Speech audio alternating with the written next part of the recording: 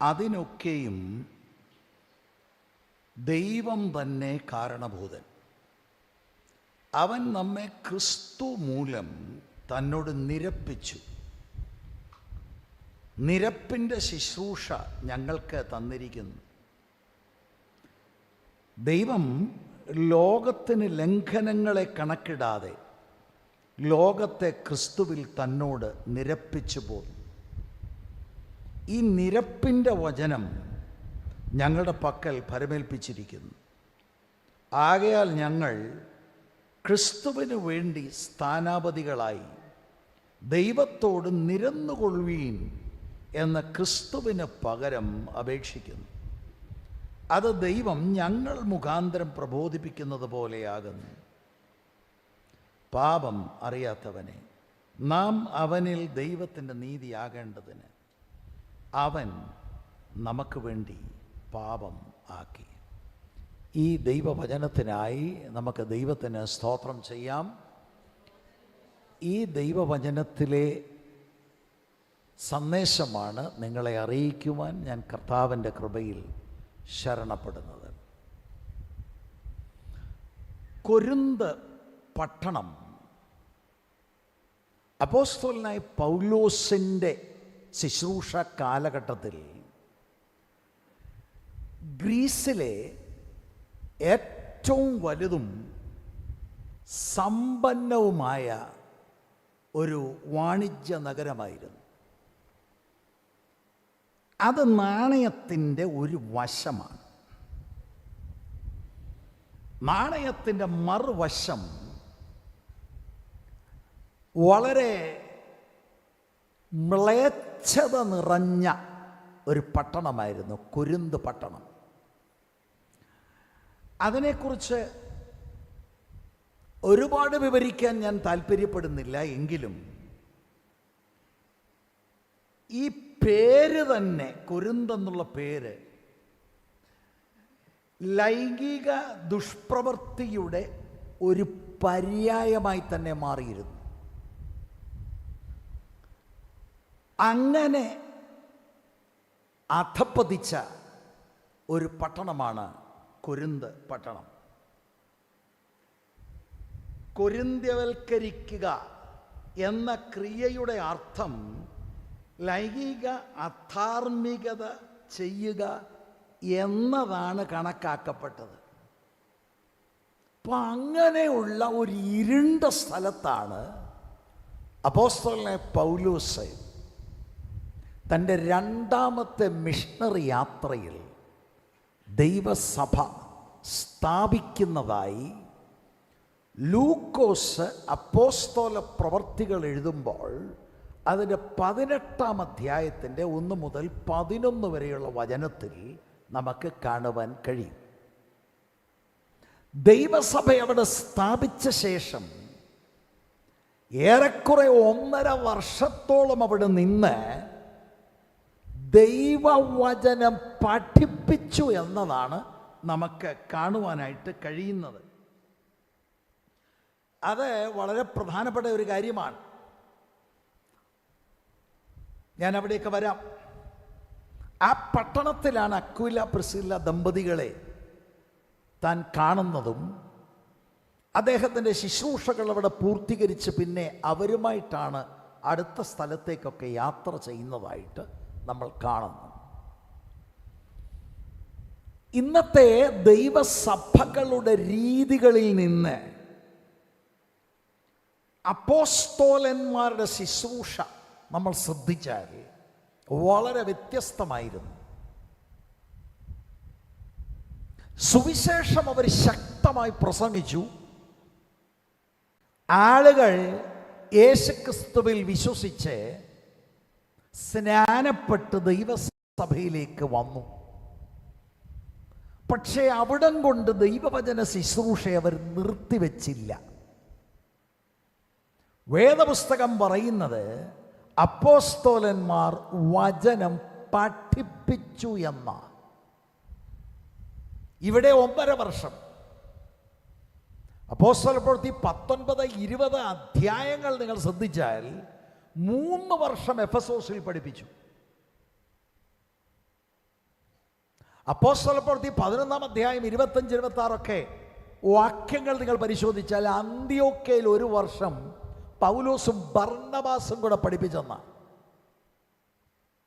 ആദ്യത്തെ സഭ യെരുശലേം സഭയായിരുന്നു. അപ്പോസ്തലപ്രവൃത്തി 2-ാം അധ്യായത്തിൻ്റെ 41-ാം വാക്യത്തിൽ പ്രസംഗം കേട്ട് 3000-ഓളം ആളുകൾ ദൈവസഭയ്ക്ക് അകത്ത് വന്നു. പക്ഷെ 42-ാം വാക്യം പറയുന്നത് അവർ അപ്പോസ്തോലന്മാരുടെ ഉപദേശം കേട്ടെന്നാണ്. ഇതെന്താണ് ഇങ്ങനെ? ഒരാൾ രക്ഷിക്കപ്പെട്ട് സഭയിൽ കടന്നു വന്നാൽ പിന്നെ ഒന്നുമില്ല, സ്തോത്ര കാഴ്ചയും ദശാംശമൊക്കെ കൊടുത്ത് മുന്നോട്ട് പോകണം എന്നതാണ് പലരും ചിന്തിച്ചിരിക്കുന്നത്. ഈ അപ്പോസ്തോലന്മാരോട് നമ്മൾ ചോദിച്ചാൽ എൻ്റെ ചിന്തയിൽ അവർ നമുക്ക് മറുപടി പറയും, ഉയർത്തെഴുന്നേറ്റ കർത്താവ് ഞങ്ങൾക്ക് തന്ന നിർദ്ദേശമാണ്. പൗലോസ് പിൻകാലങ്ങളിലാണ് അദ്ദേഹം ഈ അനുഭവത്തിലേക്ക് വരുന്നത്. അദ്ദേഹത്തിനും ആ മാതൃക അറിയാം. മർക്കോസ് 15-16 വാക്യത്തിൽ എല്ലായിടത്തും പോയി പ്രസംഗിക്കണമെന്നും ഈ പ്രസംഗത്തിലൂടെ യേശുക്രിസ്തുവിൽ വിശ്വസിക്കുന്ന ആളുകളെ സ്നാനപ്പെടുത്തണമെന്ന് സുവിശേഷീകരണത്തിന് ഊന്നൽ കൊടുക്കുന്ന കൽപ്പന നമുക്ക് കാണാൻ കഴിയും. എന്നാൽ മഹാനിയോഗത്തിൻ്റെ രണ്ടാം വശം, നാണയത്തിൻ്റെ രണ്ടാം വശം പലപ്പോഴും ആധുനിക സഭ അവഗണിച്ചു പോകുന്നുണ്ടോ എന്ന് ഞാൻ ചിന്തിക്കുകയാണ്. മത്തായി 28:19-20 വാക്യത്തിൽ ഞാൻ നിങ്ങളോട് കൽപ്പിച്ചതൊക്കെയും പ്രമാണിക്കാൻ തക്കവണ്ണം ഉപദേശിച്ചും കൊണ്ട് സകല ജാതികളെയും ശിഷ്യരാക്കിക്കൊള്ളുക. മഹാനിയോഗത്തെ നാണയത്തിൻ്റെ 2 വശങ്ങളായി ശ്രദ്ധിച്ചാൽ, നാണയത്തിൻ്റെ ഒരു വശം സുവിശേഷീകരണം, നാണയത്തിൻ്റെ മറുവശം ശിഷ്യത്വ പഠനമാണ്. ആളുകളെ യേശുക്രിസ്തുവിൻ്റെ അനുയായികളാക്കണം. അപ്പൊ ഇവിടെയും നമ്മൾ ഈ മാതൃകയാണ് കാണുന്നത്. പൗലോസ് ദൈവവചനം പഠിപ്പിച്ചു. എന്നിട്ട് അവിടെ നിന്ന് അദ്ദേഹം പോയ ശേഷം പിൻകാലങ്ങളിൽ ഈ വചനം കേട്ടവർക്കൊക്കെ ആ സഭയിൽ പ്രശ്നങ്ങളുണ്ടായി. അപ്പൊ ഈ പ്രശ്നങ്ങൾക്ക് തിരുത്തലായി എഴുതുന്ന ലേഖനമാണ് 1 കൊരിന്ത് ലേഖനം. പ്രശ്നങ്ങൾ ഉണ്ടെന്ന് അദ്ദേഹത്തിന് അറിവ് കിട്ടി. ദൈവസഭയിലുള്ളവർക്കും ചില കാര്യങ്ങൾക്ക് ഒരു മറുപടി വേണം. അതിനവരെ എഴുത്തിലൂടെ ചോദിച്ചു, അല്ലെ ആളുകൾ ചെന്ന് പറഞ്ഞു. അങ്ങനെ 1 കൊരിന്ത് ലേഖനം എഴുതി. 2 കൊരിന്ത് ലേഖനം താൻ എഴുതുന്നതിന് പിൻപിലുള്ള പ്രധാനപ്പെട്ട ഉദ്ദേശം, സഭയിൽ ഇപ്പോൾ മറ്റൊരു വലിയ പ്രശ്നം, സഭാസ്ഥാപകനാകുന്ന പൗലോസ് രംഗത്തിപ്പ ഇല്ല, മറ്റൊരു സ്ഥലത്താണ്.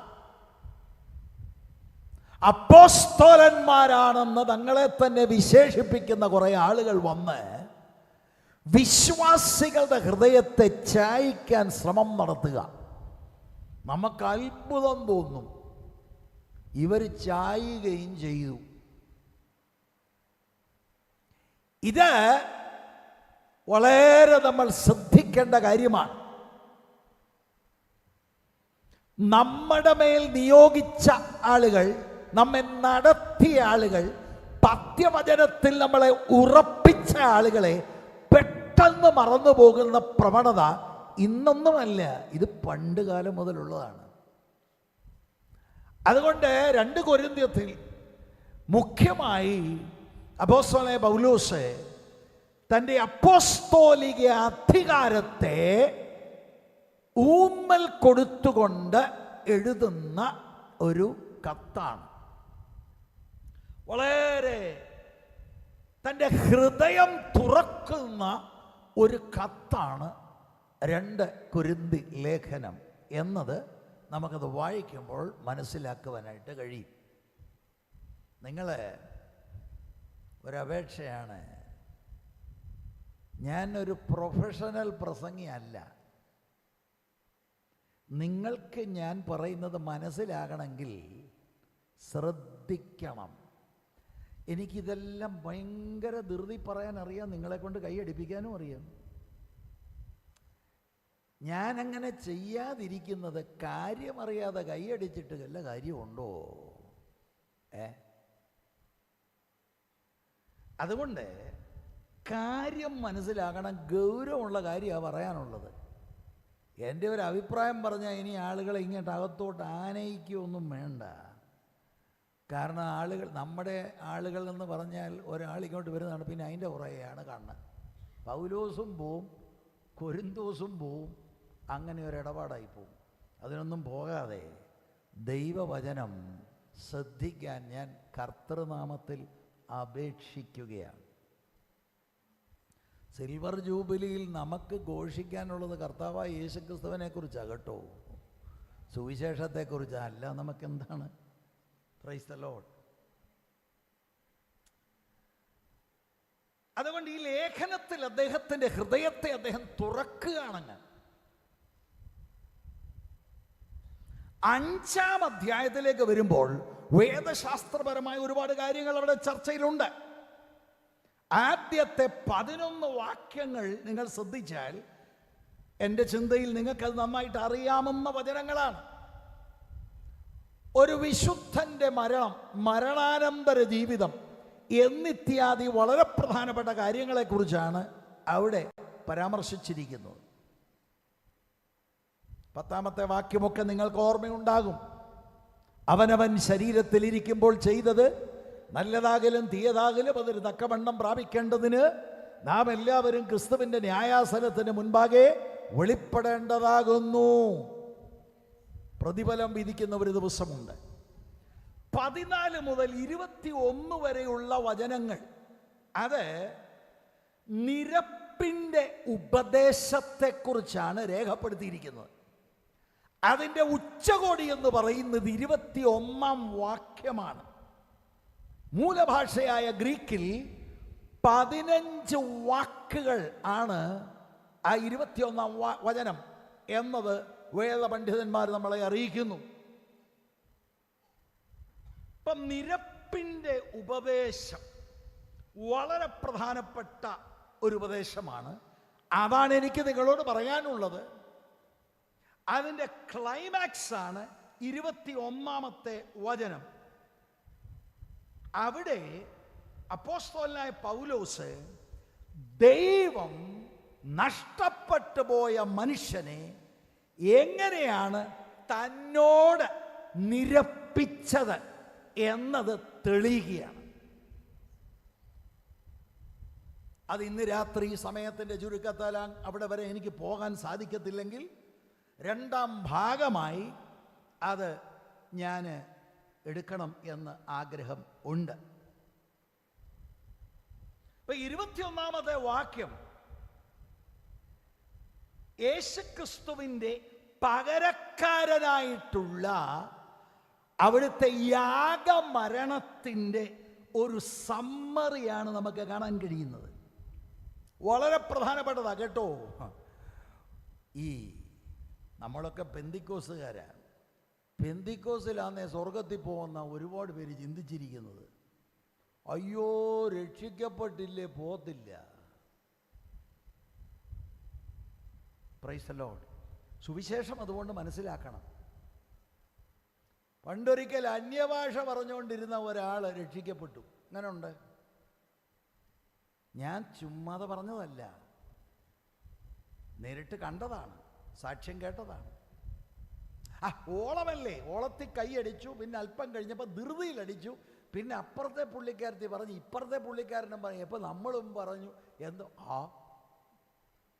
ദൈവവചനം കേട്ടപ്പോഴാ അയ്യോ. അപ്പോൾ ഒരു ദിവസം എഴുന്നേറ്റ് നിന്ന് ആ അംഗം പറയുകയാണ്, അപ്പം ഞാനിതൊക്കെ ഏതാത്മാവിലാണ് പറഞ്ഞതെന്ന്. അയ്യോ, ആരും മറുപടി പറഞ്ഞില്ല. സ്തോത്രം. അതുകൊണ്ട് ആത്മരക്ഷയുടെ വളരെ പ്രധാനപ്പെട്ട ഒരു കാര്യമാണ് ഈ നിരപ്പിൻ്റെ ഉപദേശത്തിൽ അടങ്ങിയിരിക്കുന്നത്. എൻ്റെ ഒരു ചിന്തയിൽ യൗവന തലമുറകളെ എല്ലാം കൊണ്ടുവരണം. സൺഡേ സ്കൂളല്ല അവൻ പഠിച്ചിട്ട് 119 സങ്കീർത്തനം കാണാതെ പറയും. അതുകൊണ്ട് സ്വർഗ്ഗത്തിൽ പോവും. എൻ്റെ മോടെ പാട്ട് കേൾക്കണം, ഭയങ്കരമാ, അല്ല അതുകൊണ്ട് തന്നെ സ്വർഗ്ഗത്തിൽ പോകുമോ മോള്? ഇതൊക്കെയാണ് ആളുകൾ ധരിച്ചിരിക്കുന്നത്. വേറെ കുറേ ആളുകൾക്ക് ട്രോഫി കിട്ടി. ട്രോഫിയും കൊണ്ട് എത്ര എണ്ണം നരകത്തിൽ പോകുമെന്നറിയാമോ?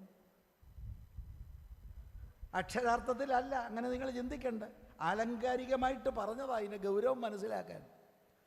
എന്തോ ഒരു മായ ലോകത്തിലാണ് ആളുകൾ. യഥാർത്ഥ ആത്മരക്ഷയില്ലെങ്കിൽ പടുകുഴിയിലാണ് നമ്മൾ.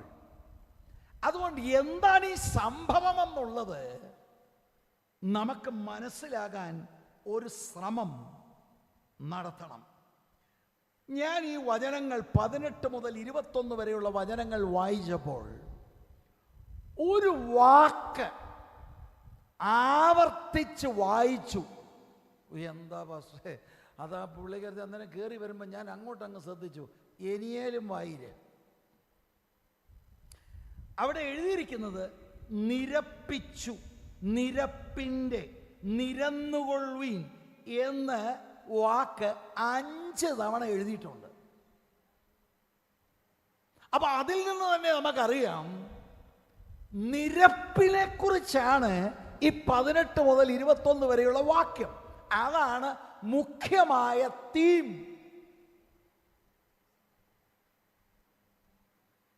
നിരന്നുകൊള്ളുവീൻ, മലയാള ഭാഷയിൽ രമ്യതപ്പെടുവീൻ, അനുരഞ്ജനപ്പെടുവീൻ എന്നൊക്കെ നമുക്ക് പറയാൻ കഴിയും. അതാണ് ഇന്ന് രാത്രിയിൽ നമ്മൾ ഒരുമിച്ച് ചിന്തിക്കുന്നത്.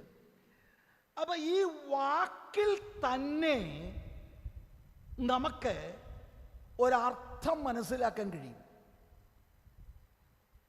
വിച്ഛേദിക്കപ്പെട്ട ബന്ധം പുനഃസ്ഥാപിക്കുക എന്നതാണ് ഈ വാക്കിന്റെ അർത്ഥം. അല്ലേ പിന്നെ അനുരഞ്ജനം വേണ്ടായല്ലോ, നിരപ്പ് വേണ്ടായല്ലോ. 2 കക്ഷികൾ തമ്മിൽ വഴക്കുണ്ടായി. അവർ രണ്ടും അകന്നുപോയി. ഈ അകന്നു പോയവരെ അടുപ്പിക്കുക, നിരപ്പിക്കുക. ഒരിക്കൽ ഊഷ്മള ബന്ധവും കൂട്ടായ്മയും ഉണ്ടായിരുന്നു. ചില വിഷയങ്ങളുണ്ടായി. അതിൻ്റെ പശ്ചാത്തലത്തിൽ അവർ അകന്നുപോയി.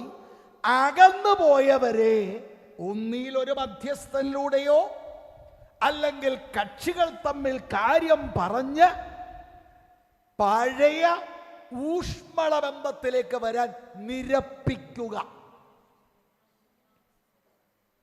അതാണ് ആ വാക്കിന്റെ അർത്ഥം. നമുക്കൊക്കെ വളരെ പരിചയമുണ്ടല്ലോ, ഇല്ലേ? സൗഹൃദ ബന്ധങ്ങൾ തകർന്നുപോയ അനുഭവമുള്ളവർ ഒരു പക്ഷെങ്കിൽ ഇവിടെ കണ്ടേക്കാം. അല്ല, സ്കൂളിലും കോളേജിലും പഠിച്ച വൈദ്യരമല്ലായിരുന്നു. ഇപ്പൊ അവള് വേണം മിണ്ടത്തൊന്നുമില്ല. അതായി പറയുന്നേ, സഹോദരിമാരോടാ ഇപ്പൊ പറയുന്നത്. അപ്പൊ പിന്നെ 2 കൂട്ടരെയും കൂടെ അറിയാവുന്ന ഒരാൾ വന്ന് എടി വിടടി, അത് പോടാ, അവള് ചുമ്മാ അന്നേരം അങ്ങനെ വെറുതെ പിന്നെ ബന്ധത്തിലേക്കായി. സഹോദരന്മാർക്കും ഇത് പരിചയമുണ്ടാകും. ഇതുപോലെയാണ് അയൽ ബന്ധങ്ങൾ, ഇല്ലേ? അവരുടെ കോഴി ഇങ്ങോട്ട് കയറി, നമ്മളെന്ത് ചെയ്തു? നമ്മൾ ചെയ്യേണ്ടതെല്ലാം ചെയ്യേണ്ടതുപോലെ ചെയ്തു. അപ്പം എന്തു പറ്റി? ഇപ്പോൾ അയലോക്കക്കാർ തമ്മിൽ മിണ്ടാട്ടമില്ല. നേരത്തെ നല്ല ബന്ധമായിരുന്നു. ബർത്ത്ഡേക്ക് പോകുന്നു, വെഡിങ് ആനിവേഴ്സറിക്ക് പോകുന്നു, നമ്മുടെ യോഗത്തിലേക്ക് പോകുന്നു. കോഴി ഇവിടെ വന്നപ്പോഴാണ് അഴിഞ്ഞത്. യോഗത്തിന് പോകുന്നതൊക്കെ നല്ലതാ, പക്ഷേ അങ്ങനെ ഡീപ്പായിട്ട് ഇടപെടാൻ പറ്റത്തില്ലെന്ന് അവർക്ക് ബോധ്യമായി. അപ്പോൾ അയൽ ബന്ധങ്ങൾ വിച്ഛേദിക്കപ്പെടുന്ന അനുഭവം നമുക്കറിയാം. വേറെ ഒന്നാണ് ഭാര്യ ഭർത്താക്കന്മാർ തമ്മിലുള്ള ബന്ധം. അയ്യോ, കേരളത്തിലിപ്പോൾ വലിയ വിഷയമാണ്. കുടുംബക്കോടതിയിൽ ചെന്ന് എന്താ എല്ലാം കൈയൊക്കെ പിടിച്ച് സുഖത്തിലും ദുഃഖത്തിലും സമ്പത്തിലും ദാരിദ്ര്യത്തിലും രോഗത്തിലും ഇതൊക്കെ നല്ല ഈണത്തിന് പറയും. മിക്കവാറും ഇത് പറഞ്ഞു കൊടുക്കുന്ന ഭാഷയെ നോക്കിക്കൊണ്ടാണ് പറയുന്നത്. അതാ ഈ പ്രശ്നം. പരസ്പരം തീരുമാനമൊന്നുമല്ല, ഉപദേശിയെ നോക്കിക്കൊണ്ട് പറയും. എന്തൊരു പ്രശ്നമാണിത്! വിച്ഛേദിക്കപ്പെടുന്ന ബന്ധം, സഹോദരങ്ങൾ തമ്മിലുള്ള ബന്ധം. ഒരമ്മ പ്രസവിച്ചതാ, പക്ഷെ വീതം അങ്ങോട്ട് കൊടുക്കുന്ന സമയം വരുമ്പോൾ എന്താണ് വിഷയമായി. ഇതൊക്കെ സമൂഹത്തിൽ നടക്കുന്ന കാര്യങ്ങളാണ്. ബന്ധങ്ങൾ വിച്ഛേദിക്കപ്പെടുക. എന്തെങ്കിലും ഒരു പ്രശ്നമുണ്ടായി, പ്രശ്നത്തിൽ ഇങ്ങനെയുള്ള അകൽച്ചകൾ വരും. പിന്നെ മിണ്ടത്തില്ല. പിന്നെ ഒത്തിരി വലിയ വലിയ ഡയലോഗൊക്കെ പറയും. ഞാൻ ചത്താ പോലും ശവം പോലും കാണാൻ വലിയ ഡയലോഗുകളൊക്കെ പറയും. അപ്പൊ ഇങ്ങനെ ഒരു സ്ഥിതി ആകുമ്പോഴാണ് ഒന്നിലൊരാൾക്കൊരു മാനസാന്തരമുണ്ടായി, അല്ലെ രണ്ടു പേർക്കുണ്ടായി, അല്ലെങ്കിൽ മൂന്നാമതൊരാൾ ഇതിനകത്ത് ഇടപെട്ട് രണ്ട് കക്ഷികളെ തമ്മിൽ കാര്യം പറഞ്ഞ് മനസ്സിലാക്കിയിട്ട് അനുരഞ്ജനപ്പെടുത്തുക, നിരപ്പിക്കുക. ആ അർത്ഥമാണ് ഈ വാക്കിന് ഉള്ളത്. എന്നാൽ ബൈബിളിൽ ഇത് എഴുതിയിരിക്കുന്നത് അവിടെയും രണ്ടുപേർ തമ്മിലുള്ള ബന്ധം വിച്ഛേദിക്കപ്പെട്ടതാണ്. ഇവിടെ അയൽവാസിയും കൂട്ടുകാരനുമൊന്നുമല്ല, ദൈവവും മനുഷ്യനുമായിട്ടുള്ള ബന്ധം വിച്ഛേദിക്കപ്പെട്ടു. ആ കാര്യത്തെ സൂചിപ്പിക്കാനാണ് നിരപ്പ്, അനുരഞ്ജനം എന്ന വാക്ക് ബൈബിളിൽ ഉപയോഗിച്ചിരിക്കുന്നത്. ഒരു വിശ്വാസിയുടെ ദൈവവുമായുള്ള അനുരഞ്ജനത്തെ വിവരിക്കാൻ പൗലോസ് ഈ സാധാരണ സെക്കുലർ ഗ്രീക്ക് ഭാഷയിലെ ഒരു പദപ്രയോഗം എടുത്ത് വിവരിക്കുകയാണ്. ഞാൻ ആ പദപ്രയോഗമൊന്നും ഇവിടെ പറയുന്നില്ല. അപ്പൊ മനുഷ്യൻ ദൈവത്തിൽ നിന്ന് പാപം നിമിത്തം അകന്നുപോയി. പക്ഷെ അകന്നുപോയ ശേഷം യേശുക്രിസ്തുവിലൂടെ നമുക്ക് ലഭിച്ച സൗഹൃദത്തിൻ്റെയും കൂട്ടായ്മയുടെയും പുനഃസ്ഥാപനമാണ് ഈ വാക്കിലൂടെ നമ്മൾ മനസ്സിലാക്കേണ്ടത്. ഇത്രയും കാര്യം മനസ്സിലായെങ്കിൽ ദൈവത്തിന് ഒന്ന് സ്തോത്രം ചെയ്താട്ടെ. ഈ അർത്ഥത്തിലാണ് പൗലോസ് ഈ വാക്ക് ഉപയോഗിക്കുന്നത്. ഈ വാക്ക് ദൈവത്തിനും മനുഷ്യനും ഇടയിൽ അകൽച്ച ഉണ്ടായിരുന്നുവെന്ന് വ്യക്തമാക്കുന്ന വാക്കാണ്. വളരെക്കാലം നിലനിൽക്കുന്ന ഒരു വലിയ വഴക്കുണ്ടായി. അതിൻ്റെ തുടക്കത്തിലേക്കാണ് ഞാൻ ഇനി നിങ്ങളുടെ ശ്രദ്ധ തിരിക്കാൻ പോകുന്നത്. ദൈവവചനത്തിലൂടെ നമ്മൾ മനസ്സിലാക്കണം ഇത്.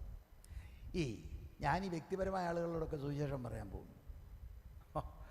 സുവിശേഷം പറഞ്ഞു വരുമ്പം എന്നോട് ചിലർ പറഞ്ഞു, നിങ്ങളീ പറയുന്ന പോലെ വലിയ പാപമൊന്നും നമ്മൾ ചെയ്തിട്ടില്ല. ചിലർക്ക് വലിയൊരു തടസ്സമാണ്. അപ്പം എന്താ പാപം? വലിയ വലിയ പാപങ്ങളുണ്ട്. ഞാൻ മോട്ടിച്ചിട്ടില്ല, ബാങ്ക് കട്ടിട്ടില്ല, ആരെയും കുത്തിക്കൊന്നിട്ടില്ല, വ്യഭിചാരം നടത്തിയിട്ടില്ല എന്നിങ്ങനെ വലിയ വലിയ പാപം. നിങ്ങളീ പറയുന്ന പോലൊന്നും. അപ്പം എന്താണ്, എങ്ങനെയാണ് മനുഷ്യനകന്നത്? ഉൽപ്പത്തി പുസ്തകം 2-ാം അധ്യായം 16-17 വാക്യത്തിലാണ് ദൈവത്തിൻ്റെ കൽപ്പന. നമുക്കെല്ലാം അറിയാവുന്ന വാക്യമാണ്. എല്ലാം അറിയാമെന്നുള്ളതാണ് വിഷയം. അതുകൊണ്ട് പലപ്പോഴും ഒന്നും അറിയത്തുമില്ല, അല്ലേ? ഒറ്റ കൽപ്പനയെ ദൈവം മനുഷ്യന് കൊടുത്തോളൂ. ഏദൻ തോട്ടത്തിൽ നോക്കിയ കൽപ്പന. യഹോവയായ ദൈവം മനുഷ്യനോട് കൽപ്പിച്ചത് എന്തെന്നാൽ, തോട്ടത്തിലെ സകല വൃക്ഷങ്ങളുടെയും ഫലം നിനക്ക് ഇഷ്ടം പോലെ തിന്നാം, എന്നാൽ നന്മ തിന്മകളെ കുറിച്ചുള്ള അറിവിന്റെ വൃക്ഷത്തിന്റെ ഫലം തിന്നരുത്, തിന്നുന്ന നാളിൽ നീ മരിക്കും. ഒറ്റ കൽപ്പന. നമുക്കറിയാം എന്താ സംഭവിച്ചെന്നുള്ളത്. 3-ാം അധ്യായത്തിൽ 6 മുതൽ 9 വരെയുള്ള വാക്യങ്ങളിലാണ് മനുഷ്യൻ കൽപ്പന ലംഘനം നടത്തി പാപം ചെയ്യുന്നത്. ശരിക്കും വേദപുസ്തകം പറയുന്നത് സർപ്പം ഔവ്വയെ ചതിച്ചെന്നാണ്.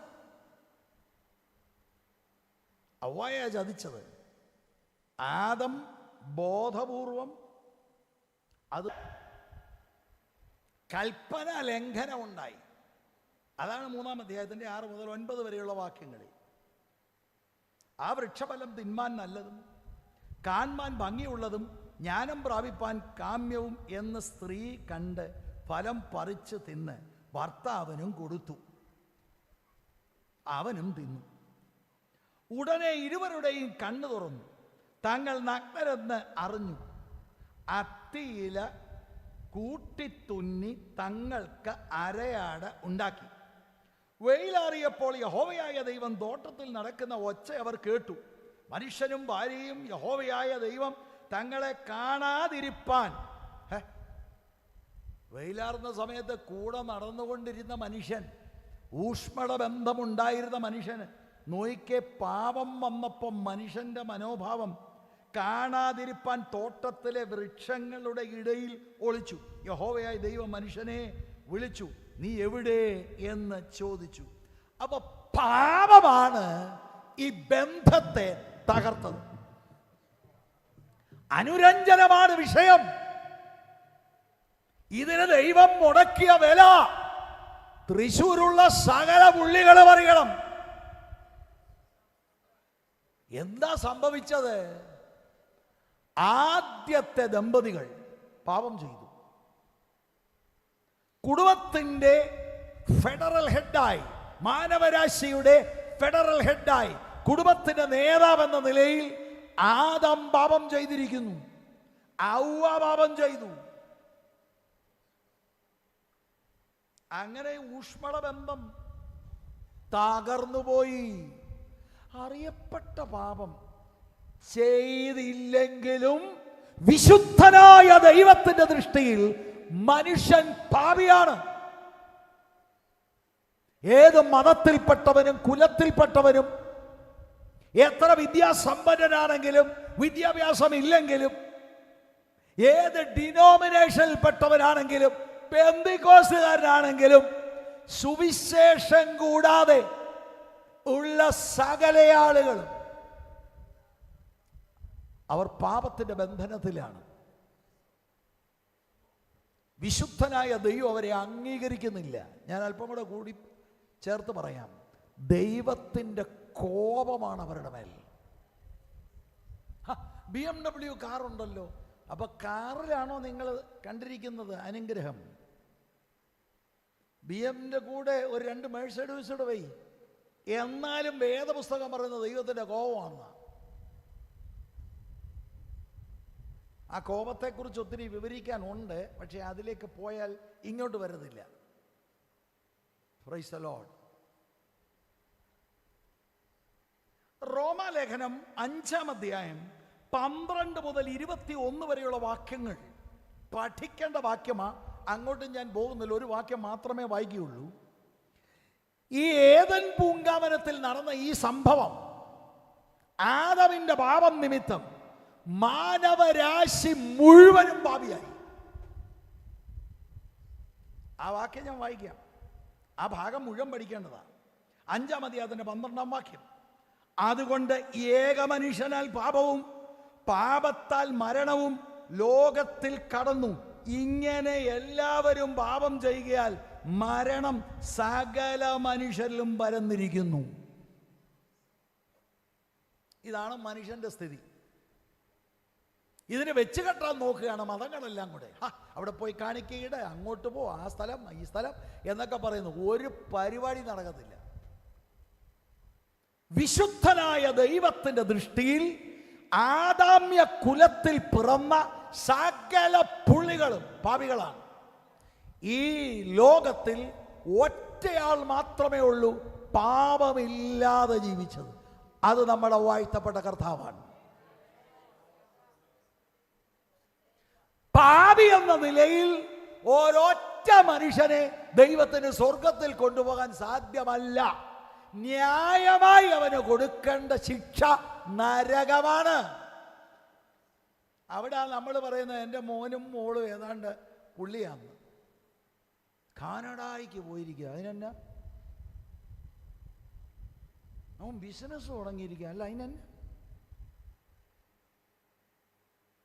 പ്രാർത്ഥിച്ച് ഞാൻ PR മേടിച്ചതാ. ദൈവം എന്ത് ബലഹീനനാ, ഞാൻ പിടിച്ച് മേടിച്ചെന്ന്.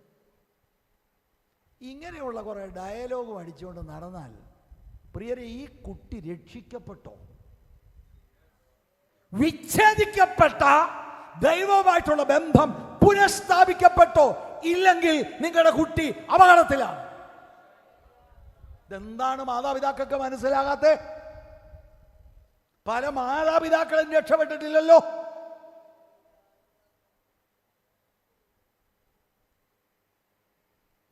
ആദാം നമ്മുടെ റെപ്രസെന്റേറ്റീവാണ്. ആദാം പാപം ചെയ്തു.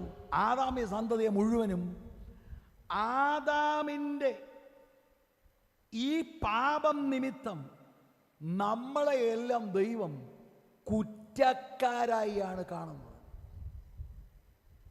ഈ പാപ സ്വഭാവം നമ്മളകത്തുണ്ടോ? അയ്യോ, സത്യമാണോ? വേദപുസ്തകം പറയുന്ന ഞാനീ പറയുന്നത്. അമ്മയുടെ ഉദരത്തിൽ കുഞ്ഞുരുവാകത്തില്ലേ, ആ കുട്ടി പാപിയ. വുഡി ബോക്കം എന്ന് പറയുന്ന ഒരു സായിപ്പ് ഈ അടുത്തിടെ മരിച്ചുപോയി. അദ്ദേഹം ഒരു വാക്ക് പറഞ്ഞു, നമുക്ക് കേൾക്കാൻ അത്ര ഇമ്പകരമല്ല. A viper in a diaper എന്ന്. കുട്ടികളെ കുറിച്ച്. പാമ്പർ കെട്ടുന്ന കുട്ടി അണലിയാണ്, അണലി. Viper in a diaper. പാപിയാണ് ആ കുട്ടി. നമ്മുടെ ദൃഷ്ടിയിൽ എന്താ കാണാനൊക്കെ, അയ്യോ അച്ഛനെ പോലെ തന്നെ ഇരിക്കുന്നു, അതൊക്കെ ശരിയായിരിക്കും, ആള് പാപിയാ. ഇതാണ് മനുഷ്യന്റെ കാര്യം. Praise the Lord. ഏറ്റവും പ്രശ്നം പെന്തിക്കോസ് ജനിക്കുന്നതാണ്. കാരണം നമുക്കൊരു തെറ്റിദ്ധാരണ ഉണ്ടാകും എല്ലാം ഓക്കെ ആണെന്ന്. അങ്ങനെ അല്ല കാര്യങ്ങൾ. പാപത്തിന് ദൈവം ചെയ്ത പരിഹാരത്തെ മനസ്സിലാക്കി വ്യക്തിപരമായി ക്രിസ്തുവിൽ വിശ്വാസം അർപ്പിക്കാത്തവർ അപകടത്തിലാണ്. അവർക്ക് പ്രസംഗിക്കാം, കൊയറി പാട്ട് പാടാം, ഇതെല്ലാം നടക്കും മുറയ്ക്ക്, പക്ഷേ അപകടത്തിലാണ്. ദൈവത്തിൻ്റെ ദൃഷ്ടിയിൽ മനുഷ്യനെ കുറിച്ച് റോമാലേഖനം 3:10 പറയുന്നത്, നീതിമാൻ ആരുമില്ല, ഒരുത്തം പോലുമില്ല.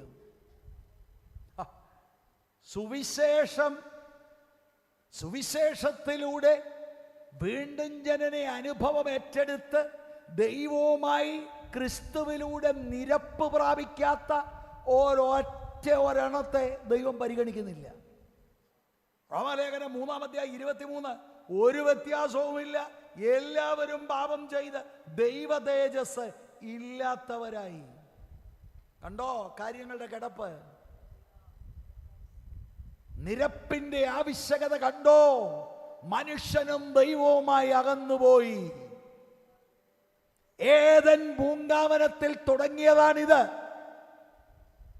ദൈവം തമ്പുരാൻ വെയിലാറുന്ന സമയത്ത് ഇറങ്ങി വരുമ്പോൾ ഒറ്റ ഓട്ടമാ, മറഞ്ഞിരിക്കാൻ.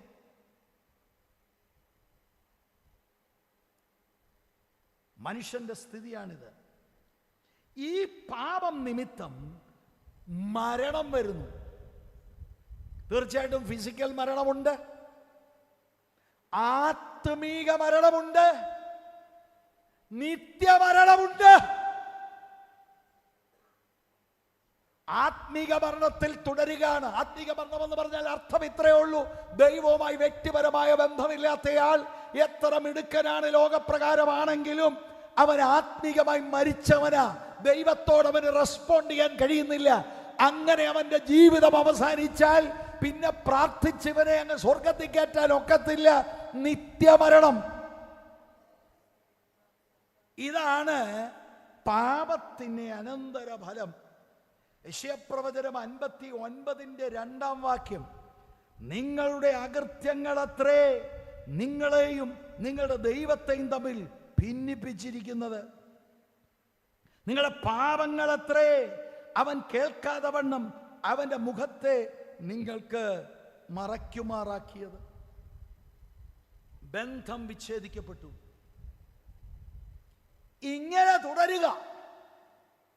പക്ഷേ ദൈവം തമ്പുരാൻ മുൻകൈ എടുക്കുന്നു ഈ ബന്ധത്തെ പുനഃസ്ഥാപിക്കുവാൻ. അവിടെയാണ് നിരപ്പിന്റെ പ്രസക്തി. അകന്നുപോയി, വല്ലാതെ അകന്നുപോയി. മനുഷ്യൻ പിന്നെ വിഗ്രഹങ്ങളെ ഉണ്ടാക്കുന്ന ഒരു കൂട്ടർ പിന്നെ ഓപ്പൺ റിബല്യനായിട്ട് നടക്കുന്നു, ദൈവത്തിനെതിരെ മത്സരിക്കുന്നു. അങ്ങനെ പോവുക. ദൈവത്തിന്റെ ഭാഗത്ത് ഒരു കുഴപ്പമോ കുറ്റമോ ഇല്ല. മനുഷ്യനാണ് വീഴ്ച വന്നത്. എന്നിട്ടും ദൈവം മുൻകൈയെടുക്കുകയാണ് പണ്ടത്തെ പോലെ ഈ ബന്ധത്തെ ഒന്ന് അടുപ്പിക്കാൻ. അതാണ് ദൈവത്തിൻ്റെ സ്നേഹം. അല്ലാതെ വണ്ടി കിട്ടി, എന്താ വണ്ടി കിട്ടി? 21 ഇരുന്നു. ഭാരതത്തിലെ ഏറ്റവും വലിയ പണക്കാരൻ 21 40 ഇരുന്നിട്ടല്ല കേട്ടോ. അയാളെ വീട്ടിൽ കിടക്കുന്ന വണ്ടിയുടെ എണ്ണം പോലും അയക്ക് തന്നെ അറിയാമെന്ന് എനിക്ക് അറിഞ്ഞുകൂടാ. നമ്മൾ ഏത് ലോകത്തിലാണ്? നിങ്ങളുടെ ജീവിതത്തിൽ അങ്ങനെ ദൈവവുമായി നിരപ്പിലേക്ക് വന്നിട്ടുണ്ടോ? ഒരു അനുരഞ്ജനം ഉണ്ടായിട്ടുണ്ടോ? അതോ ഈ കൂട്ടത്തിൽ പാട്ടാണോ?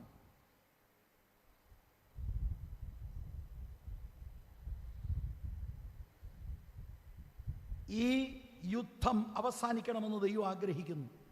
മനുഷ്യനും ദൈവവുമായിട്ടുള്ള ഈ ഒരു പ്രശ്നം അവസാനിക്കണമെന്ന് ദൈവം ആഗ്രഹിക്കുന്നു. 18-ാം വാക്യം അവിടേക്ക് നിങ്ങളുടെ ശ്രദ്ധ തിരിക്കുന്നു. അതിനൊക്കെയും ദൈവം തന്നെ കാരണഭൂതൻ. അവൻ നമ്മെ ക്രിസ്തു മൂലം തന്നോട് നിരപ്പിച്ചു. നിരപ്പിൻ്റെ ശുശ്രൂഷ ഞങ്ങൾക്ക് തന്നിരിക്കുന്നു. ആ വാക്യം ഇനി സൂക്ഷ്മമായിട്ട് നോക്കണം. അതിലെ ആദ്യ ഭാഗം, അതിനൊക്കെയും ദൈവം തന്നെ കാരണഭൂതൻ. അതിനൊക്കെയും, എന്തിനൊക്കെയും ദൈവം കാരണഭൂതൻ? അതിന് തൊട്ടു മുൻപിൽ ഒരു വാക്യം നമുക്കറിയാവുന്നത് കിടപ്പുണ്ട്. രക്ഷയുടെ ആ വലിയ പ്രവൃത്തിയെക്കുറിച്ച് പൗലോസ് വിശദീകരിക്കുക. ഒരുത്തൻ ക്രിസ്തുവിലായാൽ അവൻ പുതിയ സൃഷ്ടിയാകുന്നു, പഴയത് കഴിഞ്ഞുപോയി, ഇതാ അത് പുതുതായി തീർന്നിരിക്കുന്നു. ഈ വലിയ രക്ഷ, ഈ രക്ഷയ്ക്ക് മുൻകൈ എടുത്തിരിക്കുന്നത് ദൈവം തമ്പുരാനാ. അതിനൊക്കെയും ഒരു സൂപ്പർ നാച്ചുറൽ ട്രാൻസ്ഫോർമേഷൻ, നമ്മളെയൊക്കെ പുതിയ സൃഷ്ടികളാക്കിയത് നമ്മുടെ ഏതാണ്ട് മിടുക്കൊണ്ടല്ല, ദൈവത്തിൻ്റെ പ്രവൃത്തിയാണ്. അതിനൊക്കെയും പ്രൈസ് ദി ലോർഡ്. ഞാനങ്ങനെ സത്യാന്വേഷിയായിരുന്നു, മലകൾ താണ്ടി ഞാൻ പോയി, ഞാനാ ഹീറോ. ഇത് തെറ്റിദ്ധാരണയാണ്. ദൈവം കനിഞ്ഞത് കൊണ്ടാണ് രക്ഷിക്കപ്പെട്ടത്. ഒരുപാട് പേരുടെ ചിന്ത ഇതാ, ഞാനങ്ങനെ മര്യാദപ്പാവി. അങ്ങനെ ഒരു പാവിയുണ്ടോ ഈ മര്യാദപ്പാവി? എനിക്ക് നല്ല ടാലൻ്റ്, ദൈവം എന്നെ തന്നെ. അപ്പം ഞാനൊരു സംഭവമാണ്. എൻ്റെ പ്രിയരെ, നമ്മൾ ഒരു സംഭവമായിട്ടല്ല ദൈവം നമ്മളെ തിരഞ്ഞെടുത്തത്. ദൈവത്തിൻ്റെ കരുണയും കൃപയുമാണ്. നമ്മളെക്കാട്ടും മിടുക്കാർ നാട്ടിലില്ലേ? അല്ല, നമ്മുടെ വീട്ടുകാരുടെ ഇടയിലില്ലേ? പണക്കാർ നമ്മളെക്കാട്ടിലുള്ള വലിയ വമ്പന്മാരുള്ള നാടല്ലേ ഇത്? കാണാൻ നല്ല സൗന്ദര്യമുള്ളവർ ഈ നാട്ടിലില്ലേ? പിന്നെ എന്നാ നമ്മളെ തിരഞ്ഞെടുത്തത്? ദൈവത്തിൻ്റെ കരുണ അത്രയേ ഉള്ളൂ. അതിനൊക്കെയും ദൈവം തന്നെ കാരണഭൂതൻ. മനുഷ്യവർഗത്തിൻ്റെ വീണ്ടെടുപ്പിനും അനുരഞ്ജനത്തിനെയും പിൻപിൽ ദൈവമാ, സർവശക്തനായ ദൈവം. ദൈവം തന്നെ കാരണഭൂതൻ. പുതിയ നിയമത്തിൻ്റെ അത്ഭുതകരമായ സന്ദേശം, അനുരഞ്ജനം ദൈവത്തിൻ്റെ ഒരു അപാര പ്രവൃത്തിയാണ്. ശരിക്കും സുവിശേഷത്തിൻ്റെ ഏറ്റവും കാതലായ the heart of the gospel, അതാണ് നമ്മൾ ചിന്തിക്കുന്നത്. Praise the Lord. ബന്ധം വിച്ഛേദിക്കപ്പെട്ടു. ദൈവം നമ്മളെ ആ ബന്ധത്തിലേക്ക് മടക്കിക്കൊണ്ടുവരുവാൻ ദൈവം മുൻകൈ എടുക്കുന്നു. ദൈവമാണ് ഇതിന്റെ തുടക്കക്കാരൻ, ദൈവമാണ് ഇതിന്റെ ഉറവിടം, ദൈവമാണ് റിക്കൺസിലിയേഷന്റെ ഏജന്റ്. It is God. ഒരു മതവുമല്ല, സർവശക്തനായ ദൈവം തമ്പുരാൻ. Praise the Lord. ഞാൻ സൂചിപ്പിച്ചതുപോലെ മനുഷ്യൻ ദൈവത്തോട് വിരോധമായിട്ടാണ് പാപം ചെയ്തത്. ദൈവമാണ് വാസ്തവത്തിൽ ഒഫൻഡഡ് പാർട്ടി. എന്നിട്ടും ദൈവം മുൻകൈ എടുക്കുക നമ്മളെ തന്നോട് നിരപ്പിക്കാൻ. ഇതൊരു അപാര സ്നേഹമാണ്. Praise the Lord. നമ്മളൊക്കെ പറഞ്ഞിട്ടില്ലേ, അവനെ ഒന്ന് അനുരഞ്ജനപ്പെടണം അല്ലേ? നമ്മുടെ സഹോദരന്മാരാണ്, അവന് ഇങ്ങോട്ട് വരട്ടെ, ഞാൻ വൈകിട്ട് ഒരു 4 മണി കഴിഞ്ഞിട്ടുണ്ടെന്നൊന്ന് പറഞ്ഞു തരാം. അങ്കിള് പോകുമ്പോൾ അങ്ങോട്ട് എന്നെ അങ്ങനെയുള്ളതിനൊന്നും കിട്ടത്തില്ല, ഞാൻ അത്ര ചീപ്പാണെന്നൊന്നും ചിന്തിക്കരുത്. നമ്മൾ പറഞ്ഞിട്ടില്ലേ? ഇത് നോക്ക്, സർവശക്തനായ ദൈവം, ദൈവത്തോട് മനുഷ്യനാണ് മത്സരിച്ചത്. എന്നിട്ട് ദൈവം മുൻകൈ എടുക്കുക, മത്സരിയെ മടക്കി തന്നോട് അടുപ്പിച്ച് ഊഷ്മള ബന്ധത്തിൽ നിർത്തുവാൻ. ഈ ദൈവത്തെ നാം പരിചയപ്പെടുക, ഈ ദൈവത്തോട് അടുത്ത് വരിക.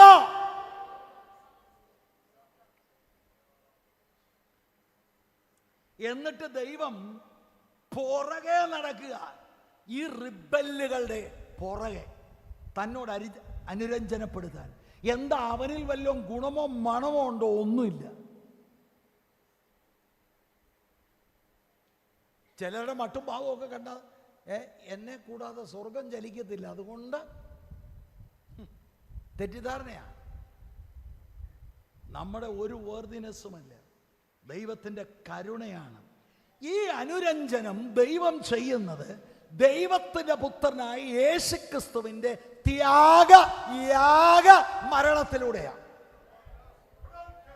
ദൈവം ദൈവത്തിൻ്റെ പുത്രനെ നമ്മെ തന്നോട് അടുപ്പിക്കുവാൻ തകർത്തെന്ന് പറയുന്നത് 33 തിരുവയസ്സ് പാപം കൂടാതെ ജീവിച്ചിട്ട് ആ ശുശ്രൂഷകളുടെ അവസാനത്തിൽ 3 ആണികളുടെ മേൽ 2 കള്ളന്മാരുടെ നടുവിൽ നമുക്ക് പകരക്കാരനായി തകർക്കുകയാണ്. അവൻ നമ്മെ ക്രിസ്തു മൂലം, പാസ്റ്ററെ അല്ലാതെ വല്ലോ ഒക്കുമോ? മറ്റൊരുത്തരിലും രക്ഷയില്ല. നാം രക്ഷിക്കപ്പെടുവാൻ ആകാശത്തിന്റെ കീഴിൽ മനുഷ്യരുടെ ഇടയിൽ നൽകപ്പെട്ട ഒറ്റ നാമമേ ഉള്ളൂ. കേക്ക്, ദൈവത്തിനും മനുഷ്യർക്കും മധ്യത്തിൽ ഒരൊറ്റ മധ്യസ്ഥനേ ഉള്ളൂ, ദ ഗോഡ് മാൻ, മനുഷ്യനായ ക്രിസ്തു. ഇപ്പൊ ഒത്തിരി മധ്യസ്ഥന്മാര് കൂടി വരിക അല്ലേ? ബൈബിൾ ഒരു തവണ വായിച്ചാൽ മതി, ഒരു തവണ വായിക്കേണ്ടവണ്ണം ഒരു തവണ വായിച്ചാൽ വിടുതലുണ്ടാവും. ദൈവം വെച്ച വഴി തിരസ്കരിച്ച് 10,000 മധ്യസ്ഥനെ വിളിച്ചാലും സ്വർഗത്തിൽ ചെല്ലത്തില്ല. ഒറ്റ വഴിയേ ഉള്ളൂ. Praise the Lord. ഹല്ലേലൂയ.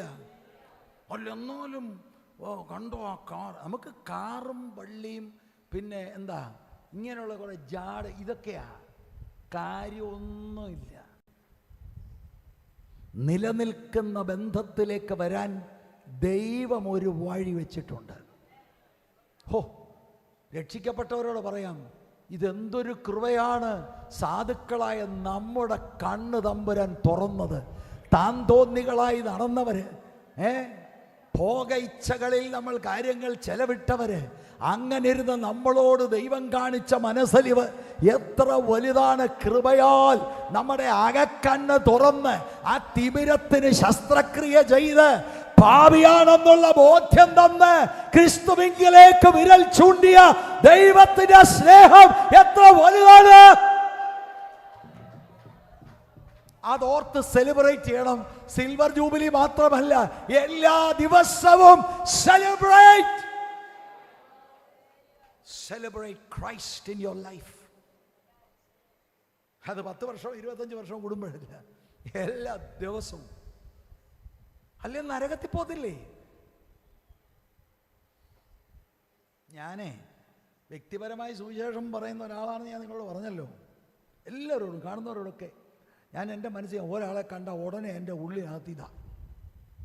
പിന്നെ ദൈവം അതിൻ്റെ അവസരങ്ങൾ തരുമ്പോഴാണ് പതിയെ. ഞാൻ ഈ അടുത്തിടെ 2 യുവാക്കൾ, അവർ ഈ ബോണഗെയിനും വെള്ളത്തിൽ സ്നാനപ്പെട്ടൊക്കെയാണ്. ഈ ഡോക്ടർമാർ ചിലരെ നോക്കുമ്പോൾ തന്നെ ജീവനില്ലെന്നുള്ളത് അവർക്കറിയാം. പിന്നെ അവർ കണ്ണുമൊക്കെ ഇങ്ങനെയൊക്കെ ഒന്ന് പിടിച്ചൊക്കെ നോക്കുകയൊക്കെ ചെയ്തിട്ടാണ് ബാക്കിയൊക്കെ പറയുന്നത്. ഇതുപോലെ ഉപദേശിമാർക്ക് ചിലതിനെ കാണുമ്പോഴേ അറിയാം.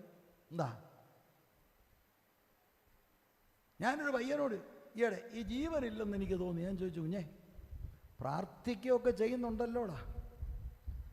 വല്ലപ്പോൾ ഞാൻ അന്തം വിട്ടുപോയി. ഞാൻ ചോദിച്ചു, മോനെ ബൈബിള് വായിക്കുമോടാ? വല്ല ഞാനിങ്ങനെ പലരോട് ചോദിച്ചു, പലരും ഈ ഉത്തരമാണ് പറയുന്നത്. വലിയ പ്രശ്നത്തിലാണ് വേർപെട്ട സമൂഹം. ഞാൻ നിങ്ങളോട് പറയാം, വലിയ വിഷയത്തിലാണ് വേർപെട്ട സമൂഹം. ഇത് ആളുകൾ മനസ്സിലാകാതെ പോവുകയാണ്. അന്ത്യകാലത്തിൽ നടക്കുന്ന ഒരു പ്രധാന കാര്യത്തെ നമ്മൾ അഡ്രസ്സ് ചെയ്യുന്നില്ല. അപ്പോസ്റ്റസി, വിശ്വാസത്യാഗം സംഭവിക്കും. എന്ന് പറഞ്ഞാൽ പെന്തിക്കോസി നാളെ പോകുമെന്നല്ല, ഈ കസേരകളിൽ ഇരിക്കുമ്പോൾ തന്നെ ദൈവവുമായി വ്യക്തിപരമായി ബന്ധമില്ലാത്തവരായിരിക്കും. വിഷയമാണത്, വിഷയമാണ്. നമ്മുടെ മക്കൾ, കൊച്ചുമക്കളെ ഓർത്ത് പ്രാർത്ഥിക്കണം. മക്കളുടെ ഉത്തരവാദിത്തം മാതാപിതാക്കൾക്കാ, സൺഡേ സ്കൂൾ ഹെഡ് മാസ്റ്റർക്കൊന്നുമല്ല. ഇതെല്ലാവരും അറിഞ്ഞോണം. യൂത്തുകാരനൊന്നുമല്ല. ഒന്നാമത്തെ ഉത്തരവാദിത്തം മാതാപിതാക്കളുടെയാണ്.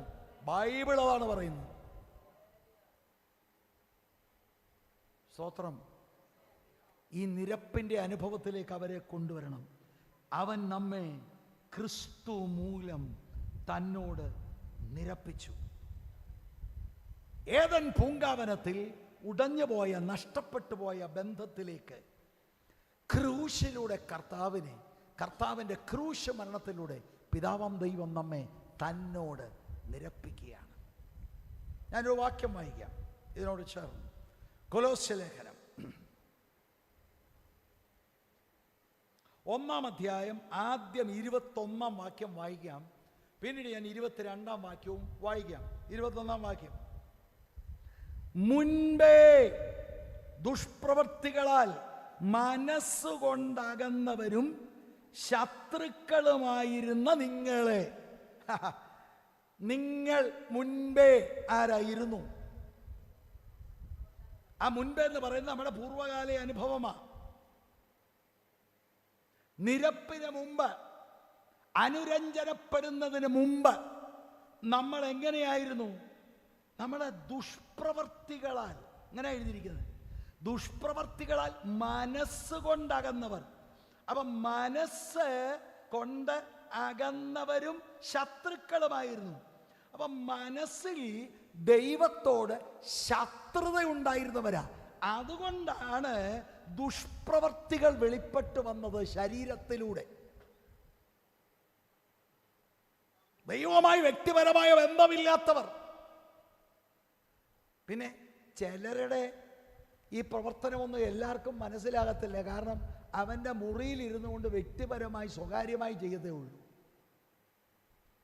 ഞായറാഴ്ച വന്ന് ആടുകയും പാടുകയും ഒക്കെ ചെയ്യുമ്പോൾ നമ്മൾ ഓർക്കും, അയ്യോ ഇപ്പോൾ ഉടലോടെ ചിലപ്പോൾ പോകുമെന്ന്. പുറത്തെ ഫിനിഷിംഗ് ആണ്. നോക്കിക്കേ, പൗലോസ് കൊലോസ്യർക്ക് എഴുതുമ്പോഴാണ് എഴുതുന്നത്, മനസ്സുകൊണ്ട് അകന്നവർ എന്ന് പറഞ്ഞാൽ ദൈവവുമായി ബന്ധമില്ലാതെ അകന്നുപോയവർ. ഞാൻ ഇതിനോട് ചേർക്കുക വേറൊരു ഭാഗം. എന്നിട്ട് മടങ്ങി എനിക്ക് 22 വരണം വാക്യത്തിലേക്ക്. റോമാ ലേഖനം ദൈവസഭകൾ പഠിച്ചിരിക്കണം. റോമാ ലേഖനത്തിലാണ് രക്ഷാശാസ്ത്രം വിശദീകരിച്ചിരിക്കുന്നത്. അതിൽ സുവിശേഷം പറയുന്നതിന് മുമ്പ് ആദ്യം പൗലോസ് അവതരിപ്പിക്കുന്നത് ദ ബാഡ് ന്യൂസ്. രോഗിക്ക് രോഗിയാണെന്ന് അറിഞ്ഞുകൂടെങ്കിൽ എനിക്കെന്തിനാ വൈദ്യൻ, എനിക്കെന്തിനാ ഡോക്ടറെ കാണുന്നത്? ഞാൻ ആത്മീകമായി പടുകുഴിയിലാണെന്ന് എൻ്റെ ഉള്ളു തുറന്ന് മനസ്സിലായെങ്കിലേ എനിക്കൊരു രക്ഷകനെ ആവശ്യമുള്ളൂ. എത്ര ബ്യൂട്ടിഫുൾ ആയിട്ടാണെന്നറിയാമോ വേദപുസ്തകം അടുക്കിയിരിക്കുന്നത്. ഞാനേ ഈയിടെ ഒരു സെമിനാരിൽ പോയി പ്രസംഗിച്ച് കേട്ടു. കേൾക്കണേ, എനിക്കെല്ലായിടത്തും യേശുക്രിസ്തുവിനെ കുറിച്ചും രക്ഷയെക്കുറിച്ചൊക്കെയാണ് പറയാനുള്ളത്. സെമിനാരിയിൽ പലരും രക്ഷിക്കപ്പെട്ടു. BTH MDO ഒക്കെ എല്ലാം രക്ഷിക്കപ്പെടുന്നു. പലർ രക്ഷിക്കപ്പെട്ടവരുണ്ടായിരുന്നു, പെടാത്തവർ പെട്ടു. അപ്പം ഞാനിത് കഴിഞ്ഞ് എൻ്റെ വാഹനത്തെ കയറാൻ പോകുമ്പം നല്ല പെന്തിക്കോസുകാരനൊരു പയ്യൻ ഓടി പുറകെ വന്ന് പറഞ്ഞു, പക്ഷേ ഈ പാപബോധം എങ്ങനെയാണ് ഉണ്ടാകുന്നത്? ഞാൻ അന്തം വിട്ടുപോയി. ഇവൻ സ്നാനപ്പെട്ട് ഇവനിപ്പോൾ അടുത്ത പാസ്റ്ററാകാൻ പോവുക. ഇങ്ങനെ കുറേ പാസ്റ്റർമാരുണ്ടെങ്കിൽ അതാ ഇന്നത്തെ ഒരു പ്രശ്നം. പിന്നീട് ഞാൻ പറയാം ചില പാസ്റ്റർമാർ എന്നോട് എന്തോ പറഞ്ഞതെന്ന്. അത് നാളെ പറയാം, കേൾക്കാനിങ്ങനെ പോന്നാൽ മതി. എന്താ ഇത്? പെന്തിക്കോസിലെ നല്ല നൗജവാൻ പറയുക, ഈ പാപബോധം എങ്ങനെ ഉണ്ട്? അപ്പൊ സുവിശേഷം കേട്ടിട്ടില്ല, പാപബോധം ഉണ്ടായിട്ടില്ല. പരിശുദ്ധാത്മാവ് 120ഓളം ആളുകളുടെ മേൽ ഇറങ്ങി വന്നു. അപ്പോസ്തലർ പ്രവൃത്തി 2-ാം അധ്യായം 14 മുതലുള്ള വാക്യങ്ങളിൽ പ്രസംഗമാ. 37-ാമത്തെ വാക്യത്തിലേക്ക് വരുമ്പോൾ കുത്തുകൊണ്ടെന്ന് പ്രസംഗം. ഇന്ന് കുത്തുകൊണ്ട് സഭയെന്ന് പോകും. ഞങ്ങളവിടുന്ന് കുറേ പേര് പോയി. എപ്പോഴും കുത്തി പറയുക. പിന്നെ എന്താണ് കേൾക്കേണ്ടത്? ഈ പറഞ്ഞ പോലെ മഞ്ഞ് പെയ്യുന്ന രാജ്യമൊക്കെയാണ് എന്നും ഒരു ഗുമ്മില്ലേ? അതെന്താ കുത്തുകൊണ്ടത്?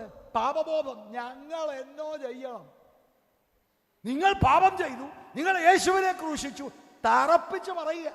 അവ പറയും ഞങ്ങൾ എന്ത് ചെയ്യണം, എന്ത് ചെയ്യാൻ തയ്യാറാ, ഞങ്ങൾക്ക് രക്ഷയുണ്ടോ? 38-ാം വാക്യത്തിലാണ് രക്ഷയുടെ കാര്യങ്ങൾ പറഞ്ഞു കൊടുക്കുന്നത്. രക്ഷിക്കപ്പെടുമ്പോൾ ആദ്യം നമ്മുടെ സ്ഥിതി അറിയണം. ഞാനത് വിശദീകരിക്കുകയാണ്. ഏദൻ പൂങ്കാവനത്തിൽ ദൈവവുമായിട്ട് യാതൊരു ബന്ധവുമില്ലാതെ അകന്നു പോയി തമ്പുരാൻ ഇറങ്ങുമ്പോൾ ഓടുക.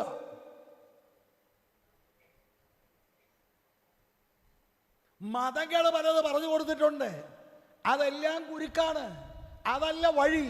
ദൈവം തമ്പുരാൻ ഒറ്റ വഴിയെ വെച്ചു, യേശു ക്രിസ്തു മൂലം നിരപ്പിക്കുക, വേറെ ഒരു വഴിയില്ല. അപ്പോസ്തലനായ പൗലോസ് റോമർക്ക് ലേഖനം എഴുതുമ്പോൾ ആദ്യം അവരുടെ യഥാർത്ഥ സ്ഥിതിയെക്കുറിച്ച് മനസ്സിലാക്കാൻ 1-ാമത്തെ അധ്യായം 18-ാം വാക്യത്തിൽ ദൈവത്തിൻ്റെ കോപമാണ് അവിശ്വാസികളുടെ മേലെന്ന് പറഞ്ഞിട്ട് 19-ാം വാക്യം മുതൽ ആ അധ്യായം മുഴുവനും തെളിയിക്കുകയാണ് ജാതികളുടെ മേൽ ദൈവത്തിൻ്റെ കോപമുണ്ട്, ഒരെണ്ണം രക്ഷപ്പെടത്തില്ല. 2-ാം അധ്യായം 1 മുതൽ 16 വരെയുള്ള വാക്യങ്ങളിൽ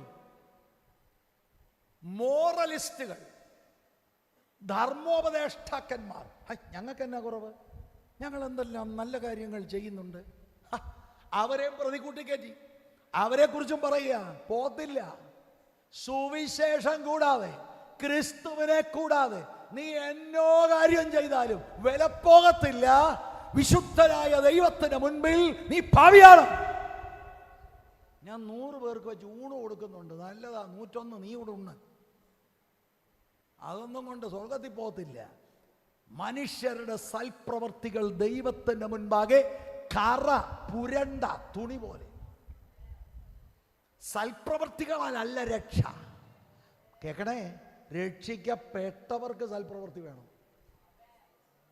പ്രൈസ് ദി ലോർഡ്. അപ്പൊ ഇത്രയൊക്കെ പറഞ്ഞപ്പോൾ യഹൂദന്മാർക്ക് അങ്ങ് സന്തോഷമായി. എന്നോ ദൂതായി പൗലോസ് പറഞ്ഞ കറക്റ്റ് ദൂത്. പൗലോസ് നേരെ അങ്ങോട്ട് തിരിഞ്ഞു. 2-ാം അധ്യായത്തിൻ്റെ 17-ാം വാക്യം മുതൽ 3-ാം അധ്യായത്തിൻ്റെ 20-ാം വാക്യം വരെ യഹൂദന്മാരെ ന്യായപ്രമാണം നിനക്കൊണ്ട് പക്ഷേ നീ രക്ഷപ്പെടത്തില്ല. ന്യായപ്രമാണം കയ്യിലുണ്ട്, ബൈബിള് കയ്യിലുണ്ട്. യേശുക്രിസ്തുവിനെ കൂടാതെ, സുവിശേഷം കൂടാതെ നീയും രക്ഷപ്പെടത്തില്ല. തെളിയിക്കുകയാണ്. എന്നിട്ടാണ് 3-ാം അധ്യായത്തിന്റെ 21 മുതലുള്ള വാക്യത്തിൽ വിശ്വാസത്താലുള്ള നീതീകരണം, കർത്താവായ യേശുക്രിസ്തുവിന്റെ യാഗമരണത്തെക്കുറിച്ച് മനസ്സിൽ ഗ്രഹിച്ച് അർപ്പിക്കുന്ന ആശ്രയത്താൽ, വിശ്വാസത്താലാണ് വിശുദ്ധനായ ദൈവം പാപിയെ അംഗീകരിക്കുന്നത്. റോമാലേഖനം 5-ാം അധ്യായം 1-ാം വാക്യം എന്താണ് പറയുന്നത്? വായിക്കാൻ ആരെങ്കിലും എടുത്തിട്ടുണ്ടെങ്കിൽ വായിച്ചോളൂ. വിശ്വാസത്താൽ നീതീകരിക്കപ്പെട്ട നമ്മുടെ കർത്താവായ യേശുക്രിസ്തു. കേട്ടോ, നേരത്തെ അപ്പൊ ദൈവത്തോട് നമുക്ക് സമാധാനം ഇല്ലായിരുന്നു, നമ്മൾ വഴക്കാളികളാണ്. അപ്പൊ വിശ്വാസത്താൽ നീതീകരണം എന്ന വാക്കിന്റെ അർത്ഥം ദൈവം കുറ്റവിമുക്തരായി പ്രഖ്യാപിച്ചു. എന്നാ കാര്യം? ഏതാണ്ട് ചെയ്തോ? പെന്തിക്കോസിൽ ചേർന്നോണ്ടാണോ? സ്നാനപ്പെട്ടത് കൊണ്ടാണോ? മീശ മടിച്ചത് കൊണ്ടാണോ? ആഭരണം ഊരിയത് കൊണ്ടാണോ? വെള്ള ഉടുപ്പിട്ടത് കൊണ്ടാണോ? കൈയാഞ്ഞടിച്ചത് കൊണ്ടാണോ? തെറ്റിദ്ധരിക്കല്ലേ, ഇതൊക്കെ നല്ല കാര്യമാണ്. പക്ഷെ ഇതുകൊണ്ടല്ല നീതീകരണം. നീതീകരണം യേശുക്രിസ്തുവിലുള്ള ആശ്രയമാണ്. എൻ്റെ നിത്യത ദൈവത്തോടു കൂടി എന്ന് ഉറപ്പ് വരുന്നത് ദൈവം ക്രിസ്തുവിലൂടെ, യാഗമരണത്തിലൂടെ പാപികളെ അനുരഞ്ജനപ്പെടുത്തുക തന്നോട്. Praise the Lord. നമ്മുടെ ഇന്നത്തെ സമയം ഏതാണ്ട് തീരാൻ പോവുക.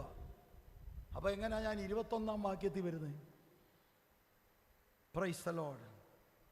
അപ്പൊ കൊലോസ്യ ലേഖനം 1-ന്റെ 21 ഞാൻ പറഞ്ഞു. ആ 21-ന്റെ വെളിച്ചത്തിൽ ഇത്ര പറഞ്ഞു: മുൻപേ ദുഷ്പ്രവർത്തികളാൽ മനസ്സുകൊണ്ട് അകന്നവരും ശത്രുക്കളുമായിരുന്ന നിങ്ങളെ, 22-ാം വാക്യം, അവന്റെ മുൻപിൽ വിശുദ്ധരും നിഷ്കളങ്കരും കുറ്റമില്ലാത്തവരുമായി നിർത്തേണ്ടതിന് അവൻ ഇപ്പോൾ തന്റെ ജഡശരീരത്തിൽ തന്റെ മരണത്താൽ നിരപ്പിച്ചു. On the cross. ക്രൂശിനെ കുറിച്ച് ചിന്തിച്ചിട്ടുണ്ടോ? നാളത്തേക്ക് വെക്കുന്നില്ല, ഇപ്പതേ പറയാം.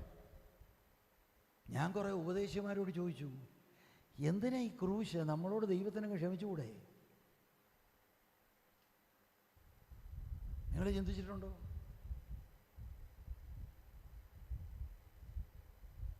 ക്രൂശില്ലാതെ നമ്മളോട് ക്ഷമിക്കത്തില്ലേ? ഞാനിങ്ങനെ തിരിച്ചും മറിച്ചും ചോദിച്ചപ്പം ഒരു ഉപദേശി എഴുന്നേറ്റ് പറഞ്ഞത്, ശരിയാണല്ലോ പാസ്റ്റർ, എന്തിനാ ക്രൂശൊന്നും? ഷോ, പ്രിയരെ മനസ്സിലാക്കണം, ക്രൂശില്ലാതെ ദൈവത്തിന് നമ്മളോട് ക്ഷമിക്കാൻ പറ്റത്തില്ല. അതിൻ്റെ കാര്യം എന്താ പറയാം? പാപം ചെയ്തവനെ ആരിച്ചിരിക്കും, പാപം ചെയ്യുന്ന ദേഹം മരിക്കും, ശിക്ഷിക്കപ്പെട്ടിരിക്കും. ദൈവം വെറുതെ വിടത്തില്ല, ഒറ്റ ഒരുത്തനെ വെറുതെ വിടത്തില്ല. പക്ഷെ ദൈവത്തിൻ്റെ സ്നേഹത്തിൽ ദൈവത്തിന് ഇവനെ വീണ്ടെടുക്കണം. അതിന് ഈ ക്രൂശിൽ ദൈവം ചെയ്തതെന്താണെന്നറിയാമോ? ക്രിസ്തുവിൽ നമ്മെ ശിക്ഷിച്ചു. നമ്മുടെ പാപം അങ്ങോട്ട് വെച്ചിട്ട് നമ്മെ ശിക്ഷിക്കേണ്ടതിന് പകരം ദൈവം കർത്താവിനെ ശിക്ഷിച്ചു. അതെന്തിനാ? എന്നെ വെറുതെ വിടാൻ. നാളെ എൻ്റെ വിശദീകരണം ഞാൻ തരാം. Praise the Lord. ഇതറിയാതെ നമ്മൾ ഈ തത്ത പറയുന്നത്, ഞാൻ എത്ര ക്രൂശിൽ നമ്മുടെ പാവങ്ങൾക്ക് വേണ്ടി, പാവങ്ങൾക്ക് വേണ്ടി എന്ന് പറഞ്ഞാൽ അല്ലാതെ ഒക്കത്തില്ലേ? ഒക്കത്തില്ല. എന്തുകൊണ്ടൊക്കത്തില്ല? ദൈവം നീതിയുള്ള ന്യായാധിപനാ. നീതിമാനായ ന്യായാധിപനാണ് വെറുതെ വിടാൻ ഒക്കുമോ? ഒരു കേസിൽ പിടിച്ചു ഒരാളെ, കേസിൽ പിടിച്ചാൽ നീതിബോധമുള്ളവനാണെങ്കിൽ രാജ്യത്തിൻ്റെ നിയമം അനുസരിച്ച് കുറ്റക്കാരനെ കുറ്റം വിധിക്കണം. ദൈവം നീതിമാനാ, വെറുതെ വിടത്തില്ല. അപ്പൊ ദൈവത്തിൻ്റെ നീതി ഉള്ള സ്വഭാവം ദൈവത്തിന് അത് നടപ്പിലാക്കണം. അപ്പോൾ തന്നെ വേദപുസ്തകം പറയുന്നത് ദൈവം സ്നേഹമാണ്. നീതിയും സ്നേഹം കൂടെ ഏറ്റുമുട്ടുന്ന ഇടമാണ് കാൽവറി ക്രൂശ്.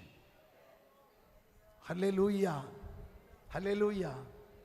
ദൈവം നീതിമാനാ. ദൈവത്തിൻ്റെ സ്വഭാവത്തിന് മാറ്റമില്ല. ദൈവം ശിക്ഷിക്കും. പക്ഷെ ദൈവം സ്നേഹമാണ്. നമ്മൾ നരകത്തിൽ പോകാതെ ദൈവത്തിന് നമ്മളെ തന്നോടൊപ്പം ചേർക്കണം. യേശുക്രിസ്തു മൂലം ദൈവം നമ്മെ തന്നോട് നിരപ്പിക്കുകയാണ്.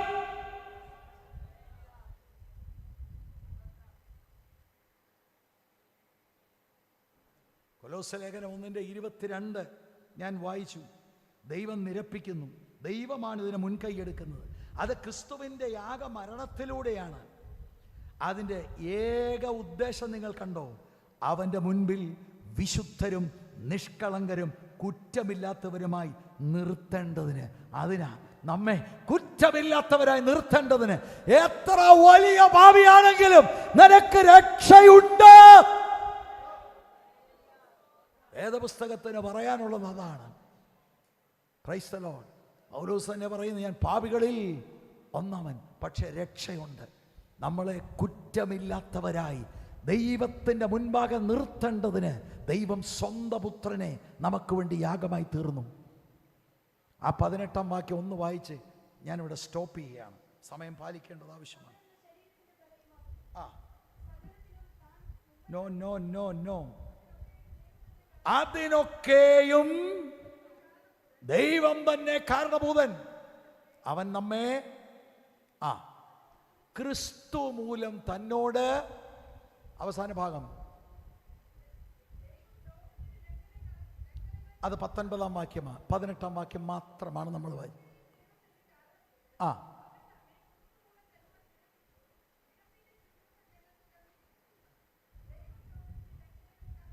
ഞാനൊന്ന് വായിച്ചോട്ടെ. അതിനൊക്കെയും ദൈവം തന്നെ കാരണഭൂതൻ. അവൻ നമ്മെ ക്രിസ്തു മൂലം തന്നോട് നിരപ്പിച്ചു.